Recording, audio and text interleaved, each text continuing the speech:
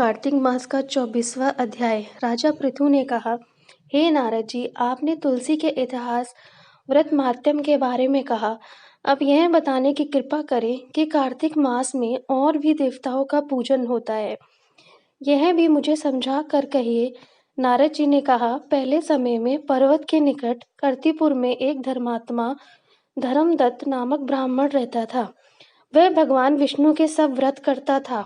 एक दिन कार्तिक मास में वह एक पहर रात शेष रहने पर जागरण के लिए भगवान विष्णु के मंदिर में हर प्रकार की सामग्री ले जा रहा था कि मार्ग में उसने एक बड़ी भयंकर राक्षसी को देखा, जिसके बड़े बड़े दांत, लपकती हुई जीभ और लाल लाल नेत्र थे।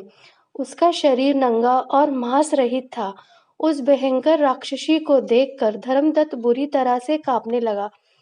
कुछ उपाय न देखकर उसने पूजा वाली थाली और जल का लोटा उसके ऊपर फेंक दिया, क्योंकि उसने भगवत नाम का जप करते हुए वह सामग्री और जल का लोटा जिसमें तुलसी दल पड़ा था उसके मारा था, जिसके उसके जन्म जन्मांतर के पाप नष्ट हो गए और पूर्व जन्म याद आ गया। वह हाथ जोड़कर धर्मदत्त के चरणों में गिर पड़ी और बोली, हे प्रिय, मैं पूर्व जन्म के कर्मों के फलों से इस अवस्था को प्राप्त हुई थी। नारद जी ने कहा, हे राजन, उसे इस प्रकार प्रणाम करते देख अति विस्मित होकर धर्मदत्त ने पूछा, तेरी यह अवस्था किस कर्म के फल से हुई है?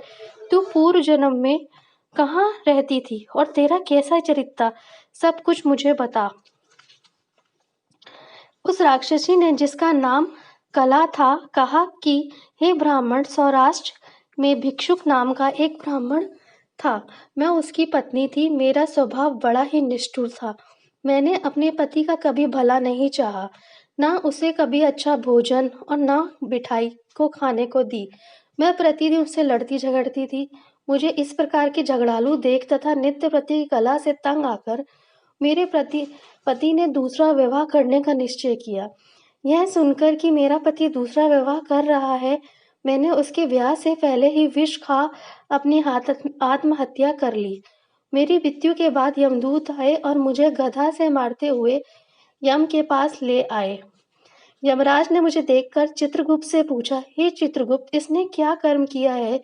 जो भी कर्म इसने किए हैं उनका फल इसे भोगना होगा। कला ने कहा, हे ब्राह्मण, चित्रगुप्त ने यमराज से कहा, इसने अपने जीवन में कोई भी अच्छा काम नहीं किया। यह अपने पति को सदा खराब भोजन देकर स्वयं अच्छा भोजन खाती रही, इसलिए अब यह विष्ठा खाने वाली होगी। इसे अब सूरी का जन्म दिया जाएगा। चूंकि यह अकेली ही पाक के बर्तनों में भोजन करती थी, इसलिए यह बच्चों को खाने वाली बिल्ली होगी। इसने अपने पति पर क्रोध करके आत्मघात किया है, इसलिए यह प्रेत योनि में जाएगी। अब आप इसको अपने दूतों द्वारा मरु स्थान पर भेज दीजिए। वहां पर यह बहुत दिनों तक प्रेत योनि में रहकर फिर यह पापिन अपनी तीनों योनियों को भोग। सो हे ब्राह्मण, मैं 500 वर्षों से प्रेत योनि में हूँ और भूख प्यास के कारण नित्य दुखी रहती हूँ। एक दिन भूख से तंग आकर मैं एक वैश्य के शरीर में प्रविष्ट हो गई। उसके शरीर द्वारा मैं कृष्ण और बेणी के संगम पर इस देश में आ पहुंची। एक दिन भगवान शंकर व विष्णु जी ने मुझे बलात् उसके शरीर से बाहर निकाल दिया।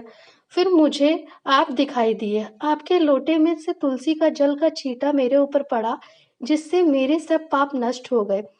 हे द्विजोत्तम, अब आप मुझे यह बताइए कि आगे होने वाली 3 योनियों और इस प्रेत शरीर से किस तरह मेरी मुक्ति होगी। धर्मदत्त ने कला की बात सुनकर उसके पिछले कर्मों और वर्तमान अवस्था को देखकर बड़ा दुखी हुआ। उसका दुख देखकर उसका चित्त पिघल गया। फिर उसने दुखित भाव से कहा कि तुम इसी प्रकार विष्णु जी की भक्ति करो, जिससे तुम्हारे सारे कला दूर हो जाएंगे। कार्तिक मास का 25वां अध्याय सुनने के लिए हमारे चैनल को जरूर सब्सक्राइब करें।